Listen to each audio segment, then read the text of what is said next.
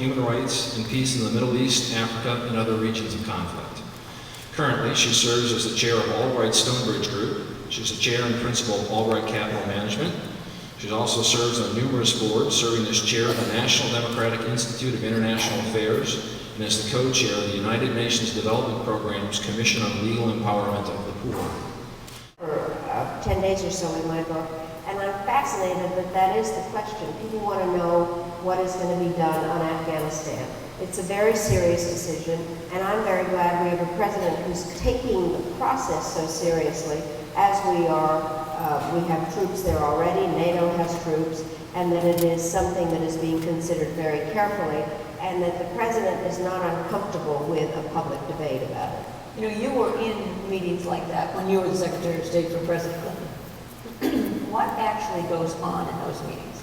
I mean, do people argue? Do they define their turf or defend their turf, or what's the? Well, let me first. Now, I've been reading the papers, and they say these meetings are taking place in a secret room in the basement of the White House. Well, there is a room. It's called the Situation Room. It doesn't look like. By the way, the West Wing doesn't look the way it did on television. But basically, it is a room that allows for private conversation. They sweep it so there are no listening bugs and things like that. And the meetings take place in there all the time. Excuse me, Secretary Albright, I have a question. How will your pretty hands look on the dead corpses of all the Serbian? Shut up! You don't tell! I'm a goddamn running answer to speak here. Get out of here. Yes, I do. I'm not asking a question. I'm asking Albright, what's she going to do? You know, and then I find the questions afterwards. If you want to wait and listen and speak. You're off. This is freedom. Call her mom! English Broadway! All right. Welcome, Ms. Butler. So where were we? We were in the situation, Right. So the Situation Room is a room that basically does allow for decision making, and the only way the You can decision come making. Kosovo! I'm Serbia! But you can't come Kosovo! I'm the heart of the Serb! If the Serbs had not been ethnically cleansing other people, we would not have been in that position. So,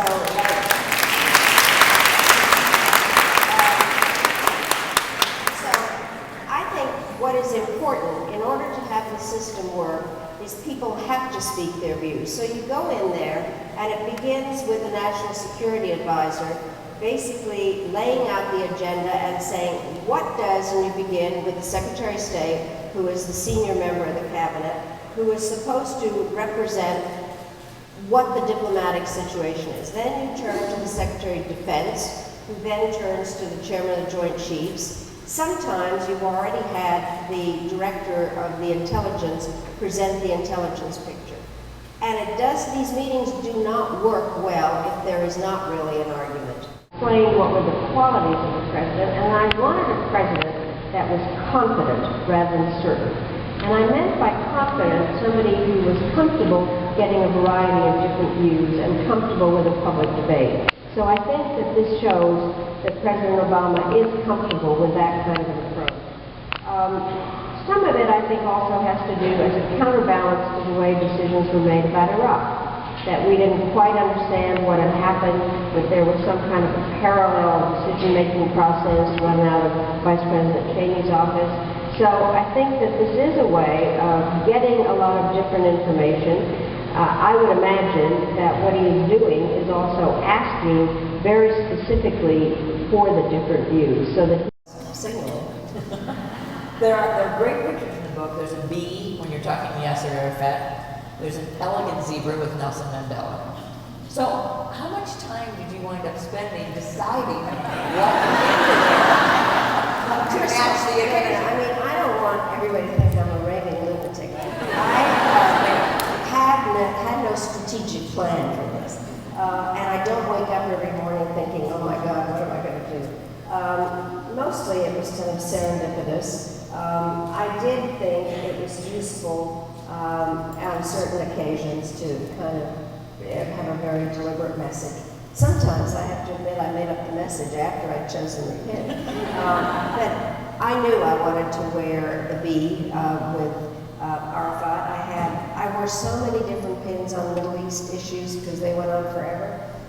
It began really in the Middle East. Leah Rabin, the widow of the assassinated prime minister, gave me a dove pin. So whenever I did a Middle East speech, I wore the dove pin. And then I arrived in Jerusalem one time in order to find a necklace of doves with a note from her saying in the Middle East, a dove needs a lot of reinforcements. Then I also had, when I was hopeful, balloons. They turned into turtles because it was all slow. And then ultimately crabs when I got so irritated at people. But I knew that I was going to have to deliver a stinging message to Arafat. He at some point gave me a butterfly, so it was, Muhammad Ali, float like a butterfly, sting like a bee. So, Well, my final question is, of course, you have a large fly on your shoulder. Why did you choose that pin well, for I today? chose it because I wanted to show that I was not a fly-by-night friend to Chicago. I lived here, and I love coming back. So,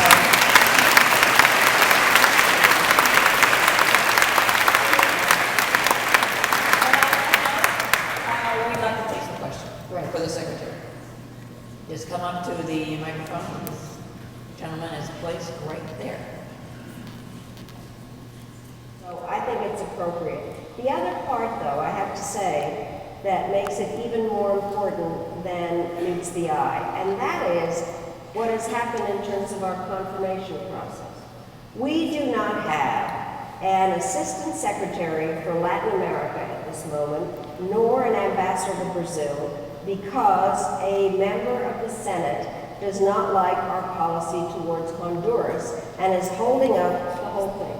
So all these things that are happening throughout Latin America, there is an acting assistant secretary.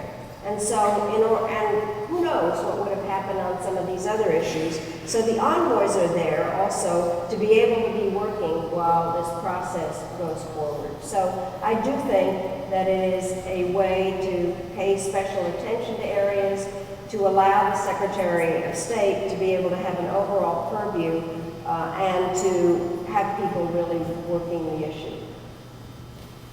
Well, I think we just found out why Chicago did not get the Olympics. Right before we came on, Secretary Albright said to me, one thing I really like is to make complicated foreign policy issues understandable. And I think you can see what a marvelous job she has done of that in this discussion.